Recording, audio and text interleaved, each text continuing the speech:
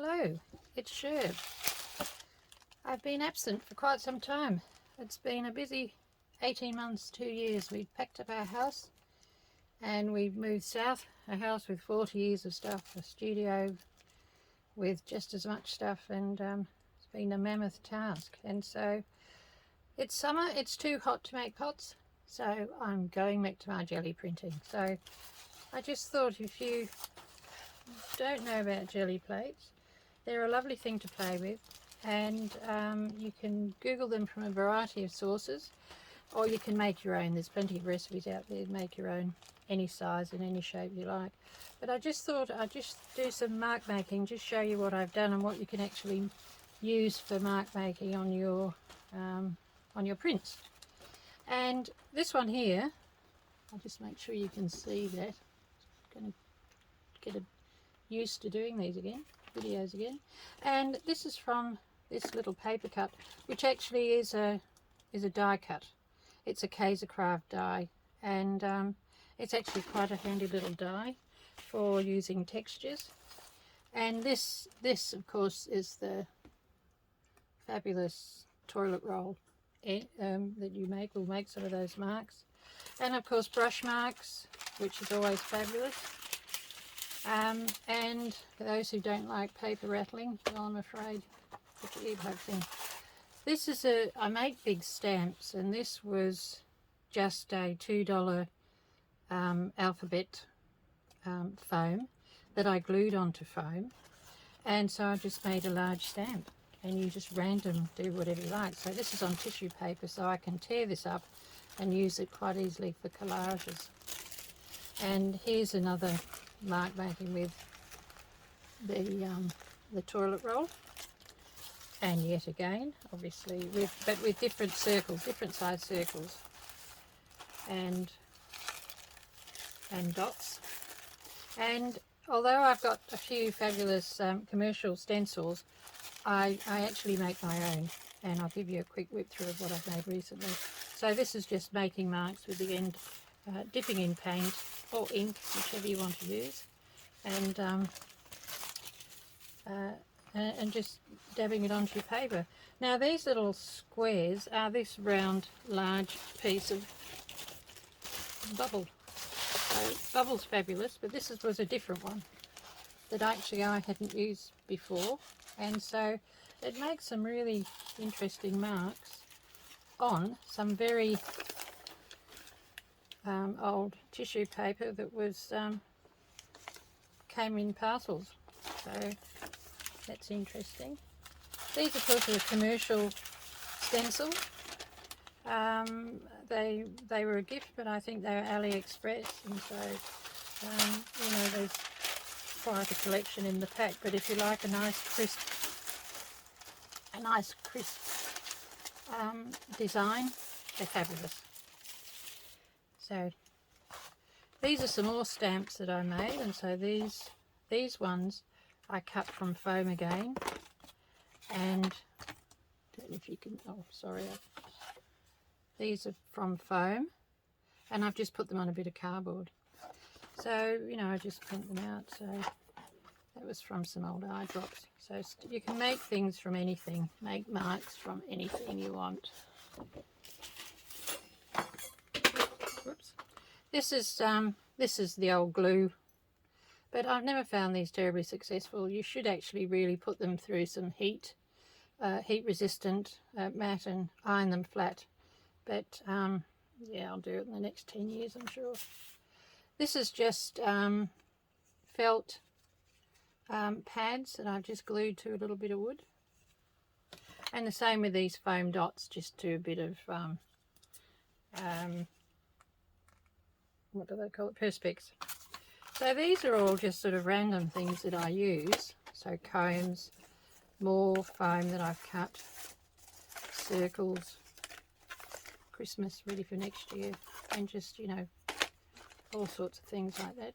Yeah, combs, anything you have, you can make a mark from. And this I actually cut a photograph. This is my daughter-in-law with the beloved family dog, and So I just cut them out and I just added a little bit of background just for a bit of fun and did a bit of stamping with that.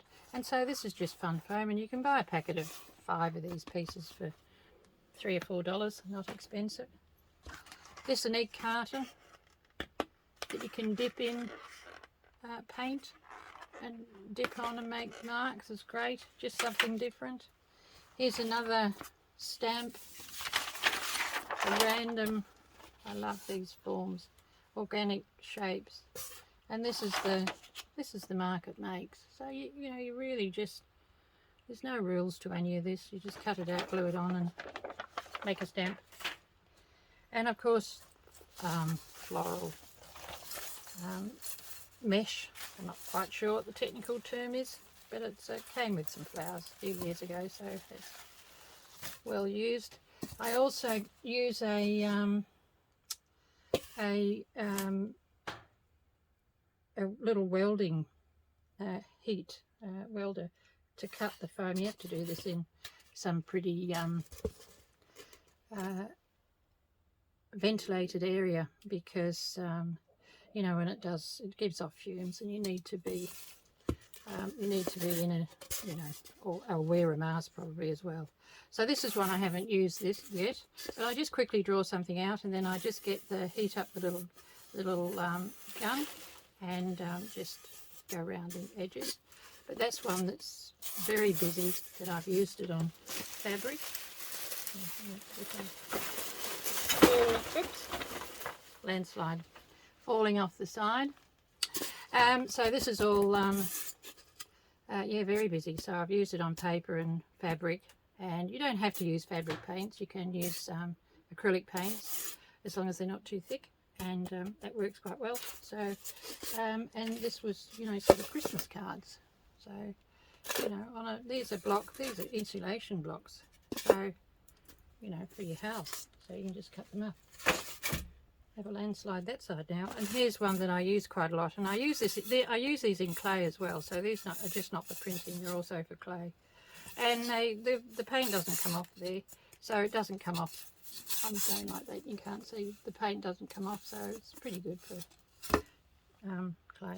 Now this came in the post recently, and it's bubble, and it's actually long strips, and I haven't had this before, so I'll have a go at using that at some stage. So these are some of the stencils that I've cut. I'll just move this up here a bit so you can see. I think my camera fell down a bit. I'm not quite sure, so sorry if you're feeling a bit sick after seeing that. Anyway, here we go. So this was just a file, you know, file protector. So I just cut it, and it's very flimsy, but as you can see, I've used it. I have now got a large gel plate, so I can actually use the whole thing, but it's hard to store. So recently I've cut quite a few stencils, and I've just put them in this file folder because I had stencils falling out all over the place. So some of these are new ones. These are what I call my poached egg ones.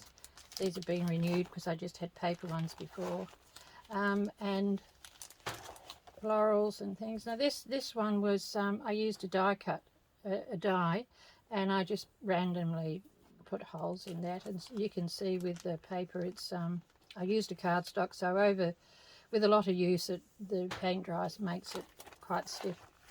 And the same with this. This was just a random cut in a file. And the same with this. You can see where the plastic file, you can buy them for, I bought a pack of 10 the other day from Kmart, and it was, I think they're on special for $1.50. So I get 10 stencils for $1.50. And so, so I just draw on them very quickly, and then I just sit there and cut them out. And so this was actually a commercial Sizzix die that I just randomly cut holes, and again, using it with cardstock, it builds up the strength on the in the paper. So this is, you know, just punching with a little office punch, and you can get lots of little you know, marks like that. And oh, there's that long stamp there on the side.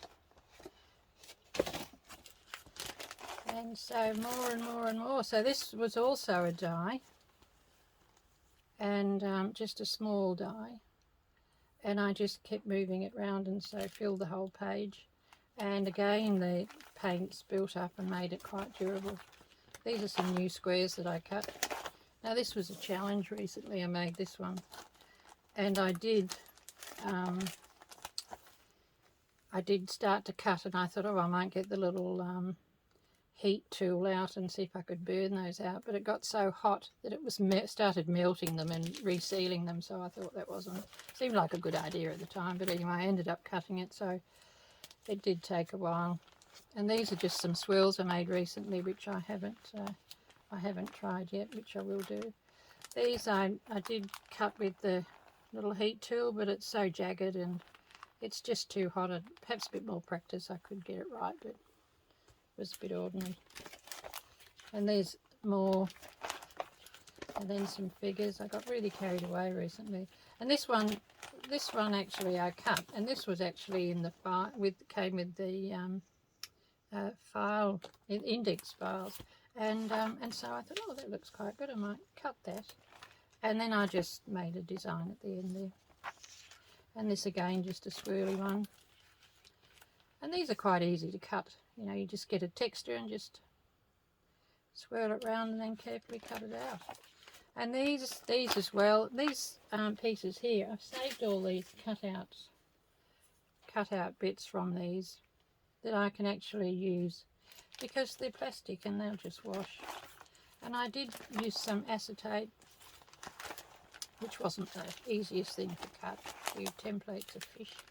This again was a die cut, and these were die cuts. This was a fabulous one. My sister cut me these. She's got an Aki cut, and these look fantastic on Christmas parcels. And these were too big to go in there. And this is how I used to keep them, but they used to get so tangled. These were massive circles, plastic circles that I cut with a die cut, and I just glued them together. And that's a brilliant one, and that's one you can just see I just randomly cut and chopped. And this one, oh, just plastic, and just cut holes in it because it's good to have circles. This stars was, again, I haven't used this for a couple of years, but you know, I just cut them out with a die cut and just glued them together. And of course the old X-ray films are brilliant.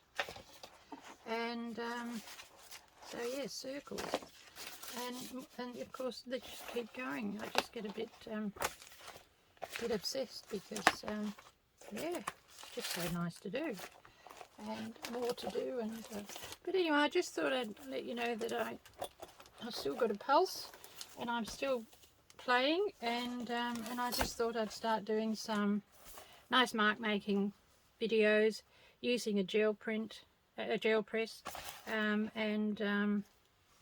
and so if you're interested, just watch this space. So thanks for popping by, and I will see you soon. Take care. Bye.